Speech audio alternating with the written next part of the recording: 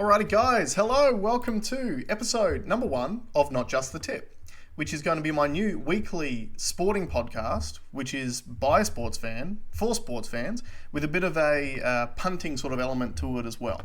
So just to start off with, just to explain a little bit behind it and a bit the sort of theory behind this, this will be in addition to our regular weekly RDO podcast podcasts. This one is going to be completely sports-based. So if you are a sports fan, stick around. If you're not a sports fan, you're more than welcome to stick around. Would be happy to have you, but I wouldn't hold it against you if you didn't. So why am I doing this? Well, I'm a massive sports fan. I love sports, and I think that sports are one of the things which we probably need now more than ever. For me, the reasons why I love sport is, number one, I enjoy playing it. It's really, really fun. But number two, it is something that really does bring people together. And I think at the moment, obviously, our world can be pretty polarized with many different things. But the thing I do love about sports is that people do come together, and whether it's to support their team, support their country, support certain athletes, even if it's just to support the game. That's one of the things that I really do love about sports. The other part I love about it too is just it gives you an example of what is possible for all of us if we really just work hard and put our 100% attention on a goal. So obviously I love watching the best athletes in the world do what they do, because it's just so amazing to see the skill levels and the mental fortitude and the handling of their emotions and all that sort of stuff. It really, really does drive me to just love sports. I just love the spectacle of them. I love the skill levels. I love the training. I love the nutrition. I love everything about it. And there is also nothing better than sharing sports with other people as well. So hopefully I can share a bit more of the sports that I really enjoy with you guys. And hopefully you can enjoy it with me too. So just before we get started, this will be in addition to the normal weekly podcast with Alex of the RDO Podcast. Just going to be some additional content for you.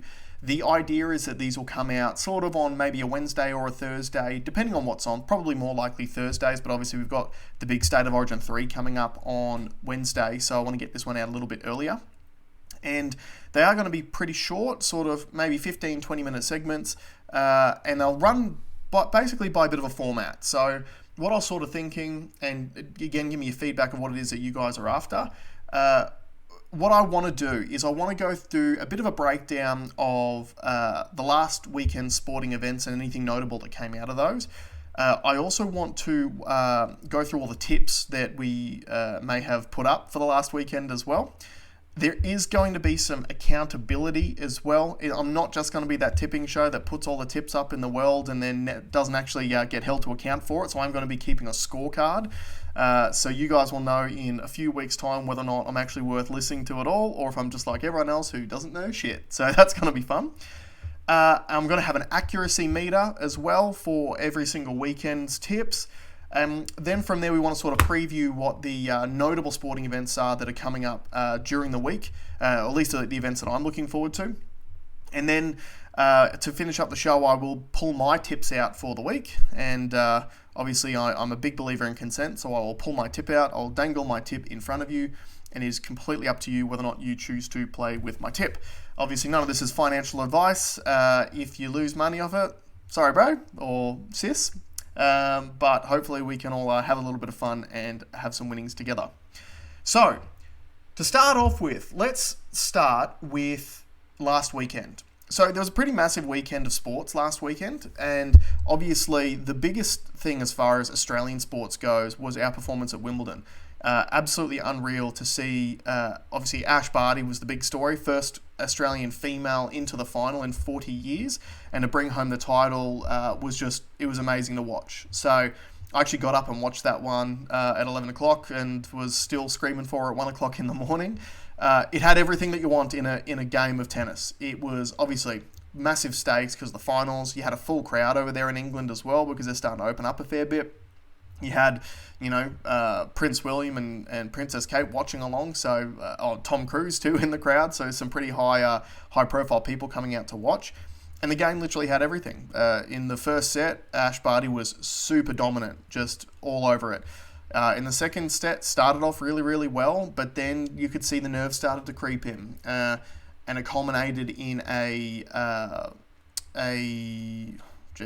forgetting what the word is now, but tiebreaker, sorry. So tiebreaker at the end, which Pliskova won in dominant fashion. And then so going into the third set with it all locked up, Pliskova definitely had the momentum going into that set. But even when Ash Barty broke her in the her first service game, I don't think anyone was still confident that Barty was going to go on and win it. So, look, amazing effort. So good to see. Also, obviously, Dylan Alcott winning the wheelchair men's singles for the second year as well. I'm pretty sure that he's actually on track to do a Golden Slam, which is when you win all 4 Grand Slams during one calendar year, as well as an Olympic gold medal. So, that would be an amazing achievement in itself as well. I'm not sure how many times that's been done in the past, but, mate, Dylan Alcott, Ash Barty, absolute superstars on the world stage. And I think that, as much as it's rich to say that sports people are sacrificing at the moment, because obviously everyone, I think, is sacrificing with the global pandemic that's going on, I think something that is very notable about Australians participating in international sports at the moment is just the sheer amount of sacrifice they have to make compared to some of the other athletes. And I'm speaking mainly in regards to, obviously, quarantining and stuff like that at home when they do want to come home. A lot of athletes overseas, they don't have any quarantining anywhere. So you could literally fly overseas, go to an event, fly back to America, and then just go about your daily business. There's no real issues there. Whereas for the Australians, and that goes for any sport, obviously, if you're flying over to London, for example, for Wimbledon, if you do want to come home, you do have to do that 2 weeks hotel quarantine when you get home. It doesn't seem like much, especially with the amount of money that's on offer, but hey, not everyone takes out the championship. So it is great to see these Aussie athletes backing themselves even during this time and going through the heartache to actually go overseas and have some amazing results. So look, that's pretty awesome.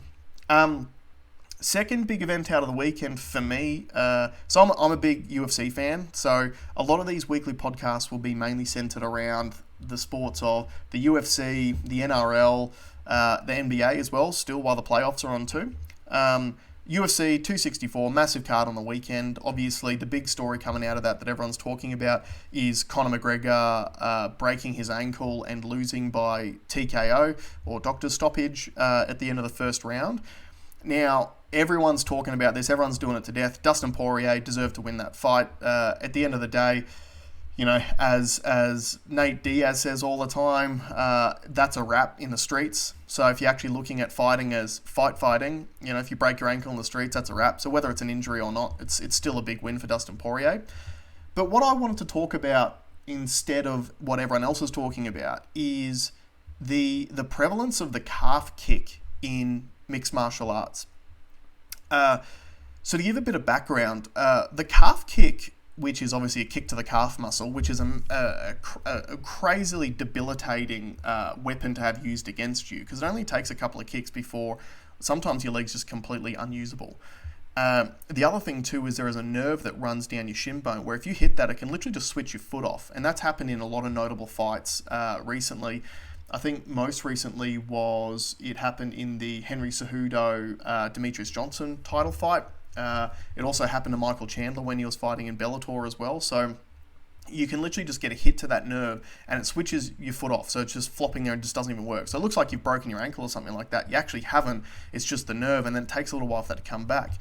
And calf kicks have only recently really come into being used quite prolifically in MMA. And obviously the main reason for that is because it's a very high risk, high reward technique.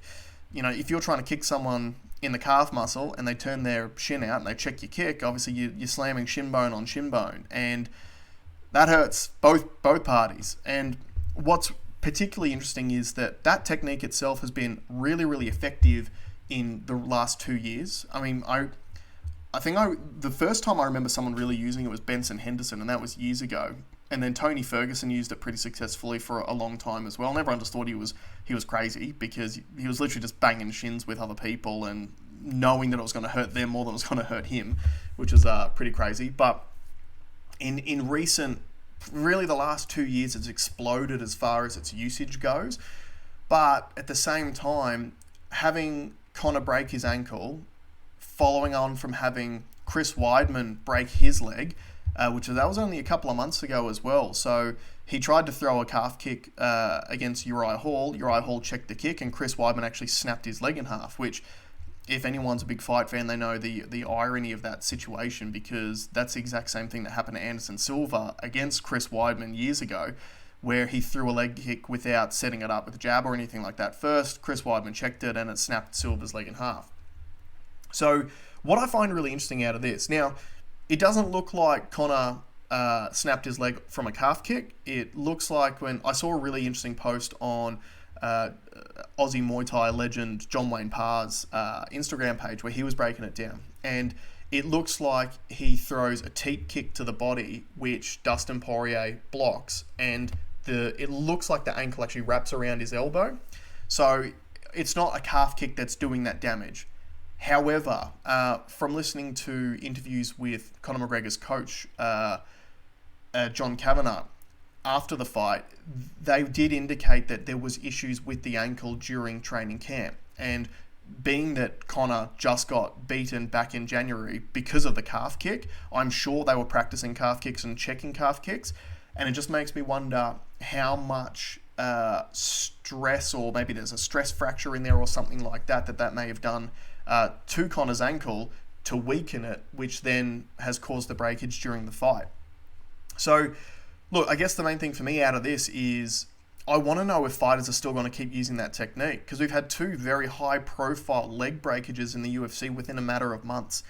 I don't think it's a coincidence that it's with the greater usage of that calf kick. So, look, stay tuned. It'll be really interesting to see what happens with that moving forward, and also how removing that weapon potentially changes the game again. Because someone like a Conor, who, when he comes out in that wide karate stance, normally that front leg is just wide open for the kicking. So if you then have people who aren't wanting to calf kick anymore, well, then you can bring those stances back into play, and it completely changes the game again. So again, it is one of the things I love about MMA. There are so many different things to think about, so many things that you can change, so many adjustments that you can make.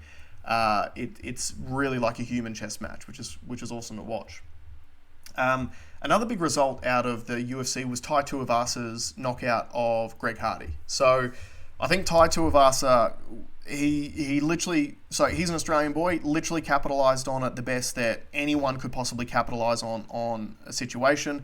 It was his first fight back in front of a massive crowd. He's now on a 3-fight win streak again after going on a 3-fight skid. Greg Hardy was someone who is a polarizing figure that a lot of people just wanted to see get knocked out. So for Tai Tuivasa to knock him out in the first round, obviously it's massive for his brand. And then jumping up on the cage, doing the shoey, doing multiple shoeys on his way out. I think he has, especially first UFC event back in Vegas in front of a sold-out crowd, I think that he has really capitalized. I mean, he also got the performance of the night bonus as well, so he gets an extra $75,000 in his skyrocket. So I think he'll be very happy after that one. I think he'll have made a lot of new fans. Greg Hardy, to his credit, he was actually pretty humble on his social media afterwards and gave full props to Tai Tuivasa for the knockout. He did just make a mistake, so he had actually rocked Tai in the fight, but did a pretty rookie area, ran in, tried to finish it, got too excited, got caught on the way in. So, look, he'll learn from that. He'll come back better. And as I said on the RDO podcast last week, I do like to think that even though he does have a checkered past, it doesn't define him. I think everyone can maybe move on after seeing him get knocked out now, because people have wanted it for a long time. And look, hopefully he goes on to put on many more entertaining fights and has a good, solid career too. The other interesting thing, sports-wise, out of the weekend. So the NRL was, it's sort of it's the bye round. You've got a lot of players out because of Origin duty. It was pretty up in the air. But the big eye-opening thing for me out of this weekend was Braden Hamlin-Uele's try celebration in the Sharks vs Warriors match on Sunday. It was the best try celebration that I have seen since Piggy Riddell jumped into the crowd and applauded his own try. It was so funny at live speed. So basically what he did, scored the try, gets up, one of his teammates came over, and it looked like he actually clocked his teammate in the face and dropped him. and then he dropped an elbow on him like he was doing professional wrestling. It was like a people's elbow, the Rock style people's elbow. When I was watching it live, I looked up and thought he'd hit one of the Warriors players first. Like it looked that good. I definitely encourage you, jump on YouTube, go and check it out. It was absolutely hilarious. So well done, Braden Hamlin-Uele. You made some fans on the weekend too, mate. Now, if any of you watched the RDO podcast last week, you would have noticed that I did actually throw some tips out there. I did throw them out sort of like buckshot from a shotgun, and I had some mixed results. So the results from last weekend, I think I actually only tipped about 2 right out of 5 tips that I gave you on the weekend, and one of those was Ash Barty. So I've done the calculations, and I've just gone to the accuracy meter, and it has come up with last weekend's tips were as accurate as England's UEFA penalty shootout squad. 2 from 5. Unlucky to the English fans. It's not coming home. It's going elsewhere. Now, before I get into... let's go straight to this week. So obviously the big events that are coming up this week that I've got my eye on. First event, Origin 3, tomorrow night. Now, it is a dead rubber. It is the last game of a series that's already decided. There are a few storylines out of this which are interesting to watch. Number one, what an amazing story for New South Wales if they do come back up to Queensland again, because they've just had to move the game from Newcastle up to the Gold Coast because of COVID. Can you imagine if the first clean sweep by New South Wales in many, many years, not only is it a clean sweep, but all 3 games were in Queensland's backyard? Like, what a massive achievement if they can pull that off. Now, it does get a lot harder because of the injuries that they have sustained. So, obviously, you've got Nathan Cleary out, you've got Jerome Luai out. A big out too, which is maybe gone under the radar a little bit, is actually Daniel Saifidi being out injured as well. He has probably been their best prop for the first 2 games, and his go forward was really what laid the platform for those halves to be able to do what they were doing, and then obviously the centre pairing of Latrell Mitchell and Tommy Turbo just tearing it up. So, look, it will be interesting to see if New South Wales can be as dominant without those players. Queensland's depth is being tested again, and look, obviously you've got the Jai Arrow situation of him being dropped out of the team too. He hasn't done a whole lot in the last couple of weeks, but he's still a Queensland level player. Anytime you lose a player in the last couple of days before a game is always going to affect you. So, look, my gut says that New South Wales still gets it done. I do think this game will be a lot closer, and one of my tips is going to be on that game too. Now, NBA Finals. So far you've got the Suns up 2-1. My tips were a bit redeemed by Giannis Antetokounmpo having a massive game on Monday as well. So I did tip on the weekend for him to have 35 plus points and the Bucks to win, which was the case on Monday. I think he scored over 40, maybe 42 points again. He's in a massive vein of form at the moment. So the next game will be on Thursday. It is at Milwaukee. I am expecting Milwaukee to win again. I do know there'll be some adjustments, but look, I wouldn't be surprised if Giannis just goes again and has another big scoring game. He isn't in my bets this week though. And last but not least, you've also got UFC Vegas. So I'm not going to talk too much about the NRL this weekend because, again, it's always up in the air after a midweek Origin game because you just don't know which players are going to be returning back to their clubs and playing. So there's really not a whole lot of value that I can see in betting on any of the games. I mean, the only thing to me that would be a lock would be betting on the Storm against Newcastle. But I think they're only paying like $1.13 or something like that at the moment anyway. So that's not my lock. You've got UFC Vegas coming on Sunday, and there are a few notable fights in that. One of the ones that's got my attention just from a purely fanboy perspective is the return of former title holder Miesha Tate. So Miesha has had 2 children since she last competed. She spent some time as the vice president of One Championship. She wanted to fight again. She still had fights left on a UFC contract, so she has come back to train.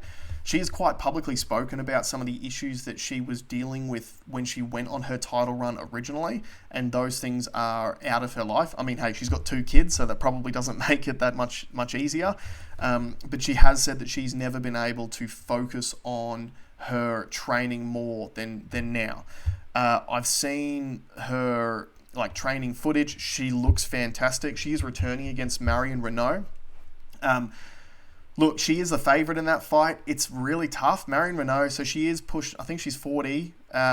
She has sort of had some middling results, but I think every fight that Marion Renault has lost has always been by decision, so she's always in it.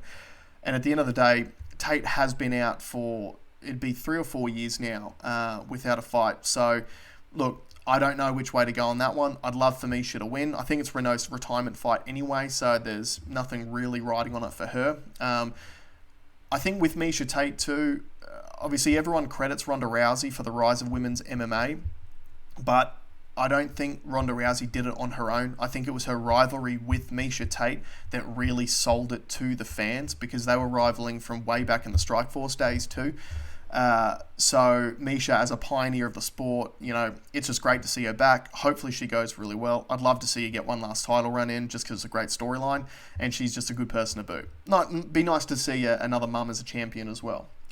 Now, I'm going to now pull my tip out for you. Well, I'm going to give you 2 tips, but first I'm going to start off with my philosophy around tipping. So every single week I'm going to give you 2 tips. The first tip's going to be my lock of the week. The second tip's going to be my speculator of the week. So my lock of the week is going to be something where I'm like 90 to 95% sure is going to get up. It would be something that me personally, I would put a little bit of additional funds on if I was having a punt on it, because I feel like the accuracy should be fairly high. So you're probably thinking odds of somewhere up to 2, maybe 3 to 1. If it's something that's a little bit out there. I do think there's some 3 to 1 or even 5 to 1 style lock value in the UFC, purely based on the fact that I don't think the sport's mainstream enough yet. I did say that last weekend. I did put money on Ryan Hall, and he did get knocked out in the first round, like I joked around saying that he might do on the podcast. So look, hey, that's the fight game. Literally anything can happen. But I do think there's some value there. So that's going to be my lock. My speculator of the week is going to be something that I think is potentially really likely, but might give you a little bit more value than just a normal lock type bet. So it'll be higher risk, higher odds, but therefore obviously the rewards are much higher too. And some of these things will get up, some of them won't, but that's why I want to keep the scorecard as well too, so you guys can see in real time what the accuracy is going to be. So let us go to my tips for the week. Well, let's get out of that. Here we go. All right, my lock of the week is going to be for State of Origin 3, Tommy Turbo, anytime try scorer, which is currently paying $1.80. I said on the podcast last week, Tommy Turbo is in the richest vein of form I think I've ever seen in an NRL level player, apart from maybe when Jared Hayne was Jared Hayne. I still think he's even surpassed that. The amount of tries he's scored recently at not only state level but also at his club level have just been insane. Also, the amount of tries he has set up have been insane as well. So I think Tommy Turbo at $1.80 for an anytime try scorer bet that's my lock of the week. That's about as surefire chance to almost double your money that I can see. Especially considering the fact that with the halves pairing being completely changed, I would not be surprised if the halves aren't as dominant as they have been, and that the game plan that Freddie Fittler puts in place might be just get the ball out wide to your strike weapons as soon as you possibly can and let them figure it out. Tommy Turbo is also matching up against the Hammer. Is it Hamili Tabuai-Fidow, who is debuting for the Maroons. So, look, it is a tall order for the Hammer to be able to hold out Tommy Turbo for an entire game, and I just don't see it happening. So, my lock of the week, Tommy Turbo for anytime try scorer at $1.80. Now, my speculator of the week is in the UFC event on Sunday, the main event. So, the main event, you've got Islam Makhachev versus Thiago Moises. Now, both of these guys are up-and-comers, and both of them have had very, very good showings in the last couple of fights. But there's a big saying in mixed martial arts, which is styles make fights. Thiago Moises is a very dominant Brazilian Jiu-Jitsu black belt, and he's able to submit just about anyone.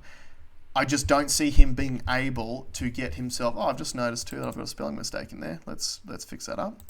I do not see Thiago Moises being able to get himself into a dominant enough position in the grappling exchanges with Islam to be able to take advantage of that. Islam Makhachev is like Khabib 2.0. So he is a relentless, grinding wrestler but he does have some great striking and some heavy hands to boot. Now, why I think this is good value for money as a speculator. So Islam is a big favourite in this fight. I think he's paying early like $1.20, $1.30 to actually win the fight. Thiago Moises is paying about $5 to win. So obviously the odds makers think he's going to win the fight. The most likely way for him to win, judging by the odds makers at the moment, is by decision, which is paying $2. Now, and I've got KP instead of KO. Look at me go. First time, guys. Bear with me.